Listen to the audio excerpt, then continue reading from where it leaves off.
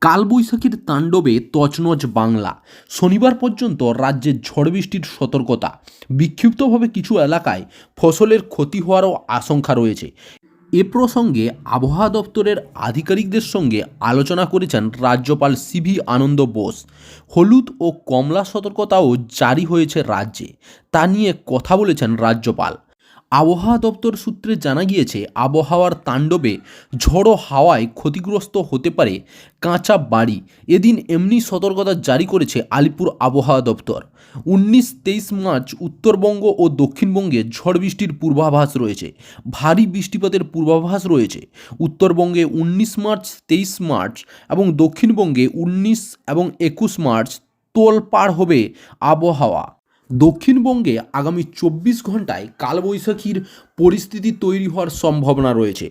পূর্ব ও পশ্চিম মেদিনীপুর, বীরভূম, মুর্শিদাবাদ ও পশ্চিম বর্ধমানে কালবৈশাখীর মতো পরিস্থিতি হতে পারে।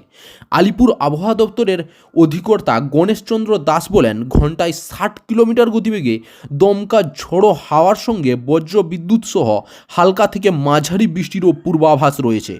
দক্ষিণবঙ্গে বুধ ও বৃহস্পতিবারেও ঝড় বৃষ্টির সম্ভাবনা।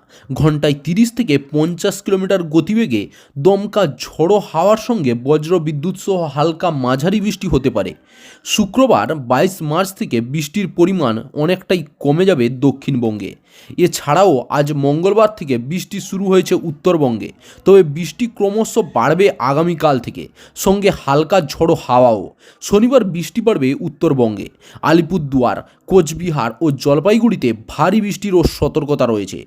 মৌসুমী ভবন সূত্রে জানা গিয়েছে, উত্তরপ্রদেশের উপরে এই ঘূর্ণবাত তৈরি হয়েছে। ঝাড়খণ্ড থেকে অসম পর্যন্ত দক্ষিণবঙ্গের উপর দিয়ে একটি অক্ষরেখা রয়েছে, যার প্রভাবে রাজ্যে বৃষ্টি হবে। দক্ষিণবঙ্গে আগামী 24 ঘন্টায় কালবৈশাখীর পরিস্থিতি তৈরি হওয়ারও সম্ভাবনা রয়েছে। পূর্ব ও পশ্চিম মেদিনীপুর, বীরভূম, মুর্শিদাবাদ ও পশ্চিম বর্ধমানে কালবৈশাখীর মতো পরিস্থিতি হতে পারে। এ প্রসঙ্গে আবহাওয়া দপ্তরের আধিকারিকদের সঙ্গে আলোচনা করেছেন রাজ্যপাল সিভি আনন্দ বোস। চাকরির খবর থেকে শুরু করে নিয়োগের খবর থেকে শুরু করে ঝড় ঝঞ্ঝা, দেশ বিদেশ, রাজ্য, জেলা এবং আপনার শহরের খবর একটা চ্যানেল আমাদের newsbangla.com-এ সবার আগে আপনারা পেয়ে যাবেন। তাই চ্যানেলটাকে অতি অবশ্যই সাবস্ক্রাইব করে পাশ থেকে বেল আইকনটা ক্লিক করে অল নোটিফিকেশন অন করে রাখুন। জয় হিন্দ, জয় ভারত।